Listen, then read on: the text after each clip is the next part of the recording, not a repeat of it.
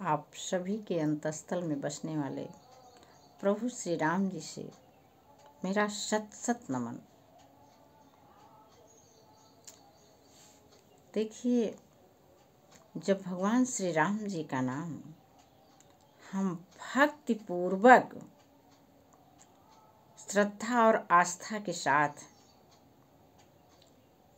जप करते हैं और उस जप के साथ साथ अपने मनोरथों को उसमें शामिल किए रहते हैं, तो ये नाम हमारे किसी भी मनोरथ को पूर्ण करने के लिए एक बहुत बड़ा अनुष्ठान बन जाता है। और फिर जब हम एकाग्रता पूर्वक इस अनुष्ठान को, श्री राम नाम जप रूपी अनुष्ठान को कर लेते हैं, तो जिस भी मनोरथ को उसके साथ अपने जोड़े रहते हैं, उसका पूरा होना पूर्ण संभव है। हम लोग राम का नाम लेते हैं, रामचरितमानस पाठ करते हैं, लेकिन उसमें क्रियाशीलता रहती है। उसका एक जो मुख्य भाग है भाव पक्ष, भाव हमारे अंदर होना चाहिए। भाव ही राम नाम जप को अनुष्ठान बनाता है और वही भाव ही हमारे सभी मनोरथों को सिद्ध भी करता है। जब हम प्रेम, विश्वास, सेवा और सहयोग जैसी भावनाओं से अपने हृदय को भरे रहते हैं, और इन भावनाओं को भर ही कब पाएंगे जब हम सभी लोग एक दूसरे में प्रभु श्री राम जी का ही दर्शन करेंगे। करना ही तो है, बाकी हैं तो वहीं पर। वो मंदिर में भगवान नहीं है वास्तव में, वे तो हम सबों के अंतस्थल में ही हैं, हमारे हृदय में ही उनका वास है।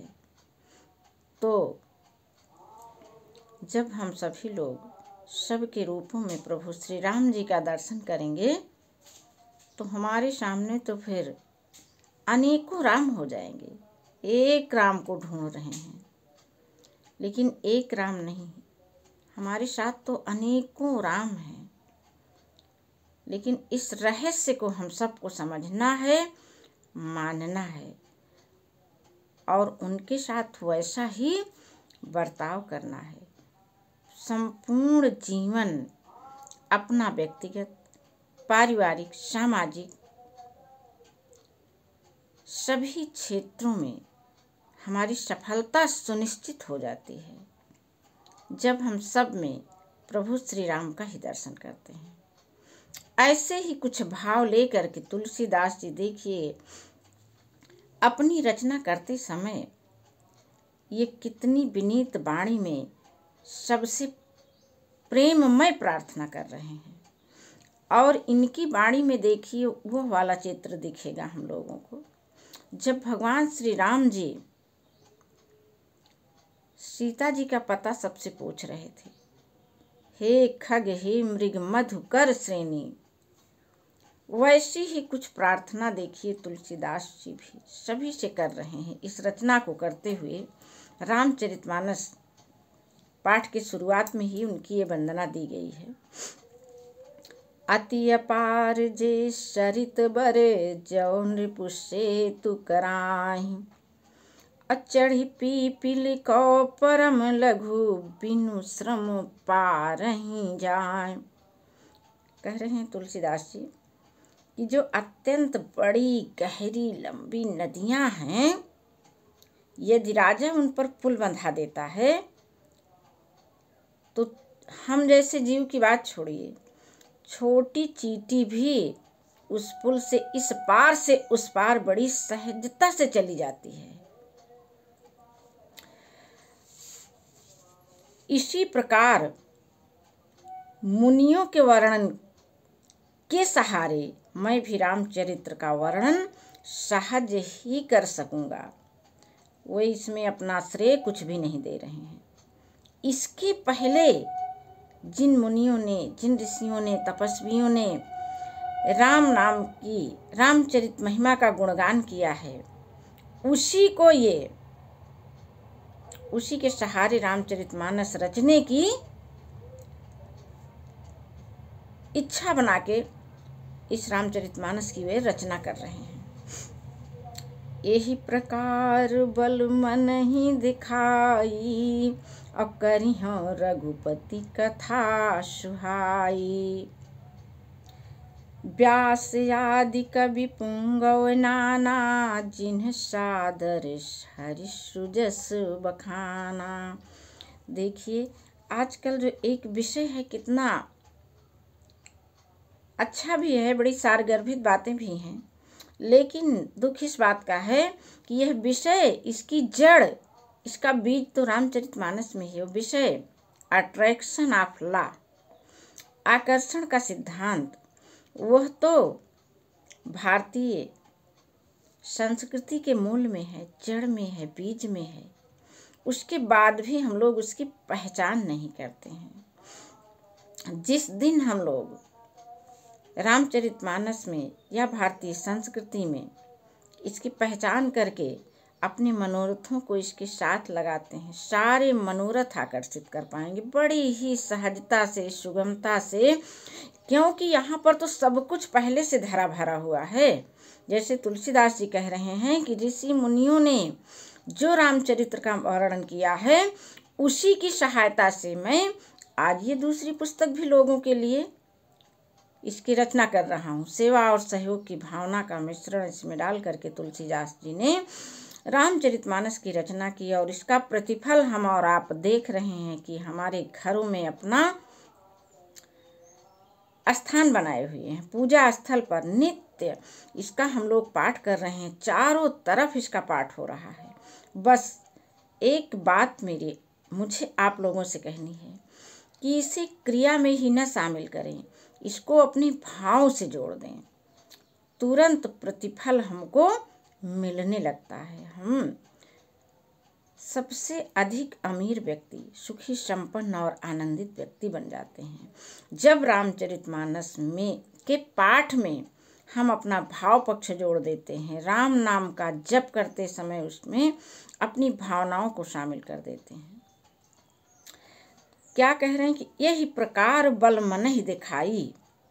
तुलसीदास जी अपना कोई श्रेय न दे करके अपने मन को बल दिखा रहे हैं, जानते हैं वह मन की शक्ति को कि कितना शक्तिशाली मेरा मन है। उसी मन को वह ताकत दिखा रहे हैं, बता रहे हैं कि तुम सब कुछ कर सकते हो, इसमें मेरा कोई श्रेय नहीं है। मन से प्रार्थना कर रहे हैं। यही प्रकार बल मन ही दिखाई, करिहो रघुपति कथा सुहाई। मन के बल से मैं रघुपति की सुहाने वाली, सबको सुख देने वाली कथा यानी रामचरितमानस का निर्माण कर पाऊंगा। व्यास आदि कवि पुंगो नाना, जिन सादर हरि सुजस बखाना।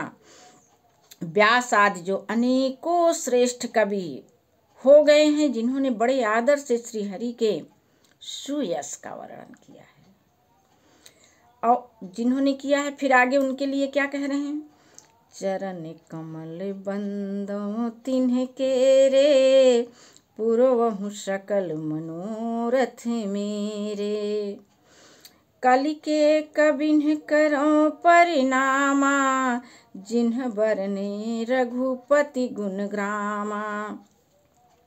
मैं उन सब श्रेष्ठ कवियों के चरण कमलों की वंदना करता हूँ, प्रणाम करता हूँ। कौन से श्रेष्ठ कवि? उन्होंने कहा कि जो अनेकों श्रेष्ठ कवि हो गए हैं, जिन्होंने बड़े आदर से श्री हरि के सुयश का वर्णन किया है, ऐसे कवियों के चरण कमल की मैं वंदना करता हूँ। वे मेरे सभी मनोरथों को पूरा करें। तुलसीदास जी ये प्रकृति से आकर्षित करना जानते थे शक्ति को, और उसी आकर्षण की शक्ति यानी उसी अट्रैक्शन ऑफ लॉ की शक्ति से उन्होंने ये रामचरितमानस की रचना की है और वही हम लोगों को संदेश भी दे रहे हैं कि आप भी ऐसा ही करिए। लेकिन हम इसमें कथा ढूंढते हैं, मनोरंजन ढूंढते हैं, फैशन ढूंढते हैं, प्रचलित सिद्धांत ढूंढते हैं कि सभी कर रहे हैं, लाओ हम लोग भी कर लें। ऐसा नहीं है। इसमें हमें सुखी संपन्न और सफल होने के सारे सिद्धांत दिए गए हैं। तो देखिए, कह रहे हैं कि कलि के कबिन करऊं परनामा, जिन्ह बरने रघुपति गुणग्रामा। कह रहे हैं कि मैं कलयुग के सारे कवियों को प्रणाम कर रहा हूँ, जिन्होंने श्री रघुनाथ जी के गुण समूहों का वर्णन किया है। गुण समूह का वर्णन ऐसे नहीं कि वे भगवान हैं, उनके लिए हमको करना है, अपने लिए करना है कि वे भगवान के सारे गुण हमारे अंदर प्रविष्ट हो जाएं। जे प्राकृत कवि परम शयाने, भाषा जिन्ह हरि चरित बखाने। अभय जे अहि अजय हुई हैं आगे, प्रणमो सबहि कपट सब त्यागे।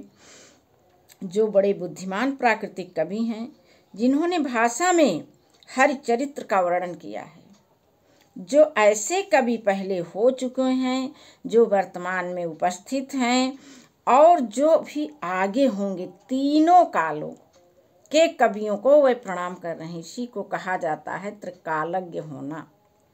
तीनों कालों के कवियों को तुलसीदास जी प्रणाम करके उनसे आशीर्वाद ले रहे हैं अपनी रचना को पूरा करने के लिए, उसमें सेवा और सहयोग की भावना को भरने के लिए, प्रेम की भावना को भरने के लिए। फिर कह रहे हैं कि उन सब को मैं सारा कपट त्याग करके, हाँ, कपट रूपी हृदय में तो कुछ भी नहीं टिकता है। अरे जहाँ गंदगी होगी वहाँ तो हम नहीं रहना चाहते हैं, तो हमारे कपट रूपी गंदगी में कौन सी अच्छी शक्तियाँ वास करना चाहेंगी। सबसे पहले हम सभी अपने कपट को त्यागें, छल को त्यागें, बिल्कुल प्रेम और बस प्रेम को ही स्थान दें। हो प्रसन्न देहु बरदानु, साधु समाज भनित सन्मानु। जो प्रबंध बुद्धि नहीं याद रही, सो श्रम बाद बाल कवि करहीं। आप सब प्रसन्न होकर के यह वरदान दीजिए कि साधु समाज में मेरी कविता का सम्मान हो। सबसे प्रार्थना कर रहे हैं कि साधु समाज यानी जो सज्जन हैं, छल रहित हैं, जो समाज की सेवा करना चाहते हैं, जो भगवान के चरणों में अनुराग रखते हैं, सफलता पूर्वक जीवन जीना चाहते हैं, ऐसे लोगों की सहायता यह रामचरितमानस कर सके, ऐसी प्रार्थना सबसे वे कर रहे हैं तुलसीदास जी। क्यों कर रहे हैं? क्योंकि बुद्धिमान लोग जिस कविता का आदर नहीं करते, मूर्ख कवि ही उसकी रचना का व्यर्थ परिहास उड़ाते हैं। बुद्धिमान लोग जो सफल होना चाह रहे हैं, वही सफलता के मार्ग ढूंढते हैं, और जिनको असफल ही बने रहना है, तो वे तो असफलता के स्रोत ढूंढेंगे।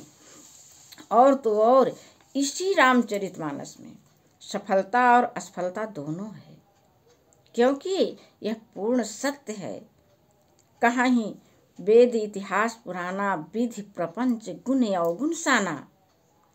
तो क्या विधि के प्रपंच से ये रामचरितमानस अलग है? कभी नहीं, यह भी उसी में है। गुणियों को गुण मिलेगा, अवगुणियों को अवगुण मिलेगा। कीरति भनिति भूति भल सोई, सुर सरिसम सब कहाँ हित होई। राम सुकीरत भनित भदेशा, असमंजस यस मोहि अंदेशा। कीर्ति, कविता और संपत्ति ये वही उत्तम होती है जो गंगा जी की तरह सबका हित करने वाली हो। कहा जाता है कि अकेले तो कोई भी अपना पेट भर लेता है, अकेले तो कुछ भी प्राप्त किया जा सकता है। जिस सेवा में, जिस संपत्ति में सबका हिस्सा हम दे सकें, ऐसी संपत्तियां हमको अर्जित करनी है। हम एक ऐसे दीपक बने जिसका प्रकाश अनंत तक फैले और सबको सुख मिले। श्री रामचंद्र जी की कीर्ति तो बड़ी, कीर्ति, कविता और संपत्ति वही उत्तम है जो गंगा जी की तरह सबका हित करने वाली हो। कीरति भनित भूति भल सोई, सुरसर सम सब कह हित होई। श्री रामचंद्र जी की कीर्ति तो बड़ी सुंदर, सबका अनंत कल्याण करने वाली है, अर्थात हमारे सभी मनोरथों को पूरा करने वाली है। हम शुद्ध मन से अपने मनोरथों को जब इनके सिद्धांतों पर जोड़ते हैं तो तुरंत से ही वह पूरा होने लगता है। मेरे मनोरथ रूपी बीज वो बढ़ने लगता है, परंतु मेरी कविता भद्दी है, ऐसा तुलसीदास जी कह रहे हैं, बता ही दे रहे हैं। तब इस पर इतनी लाखों टीका टिप्पणी करने की क्या जरूरत है। उन्होंने तो कह दिया कि मेरी कविता भद्दी है भाई। यथा यह असमंजस्य है, अर्थात इन दोनों का मेल नहीं मिलता, इसी की मुझको चिंता है। तो आप सभी से भी यही मेरी विनयपूर्वक प्रार्थना है कि रामचरितमानस में व्याप्त गुणों को हम आकर्षित करें, इसका नित्य स्वाध्याय करें और स्वाध्याय के द्वारा अपने सभी मनोरथों को सिद्ध करें, श्री राम जप रूपी अनुष्ठान करके। जय श्री राम जी की।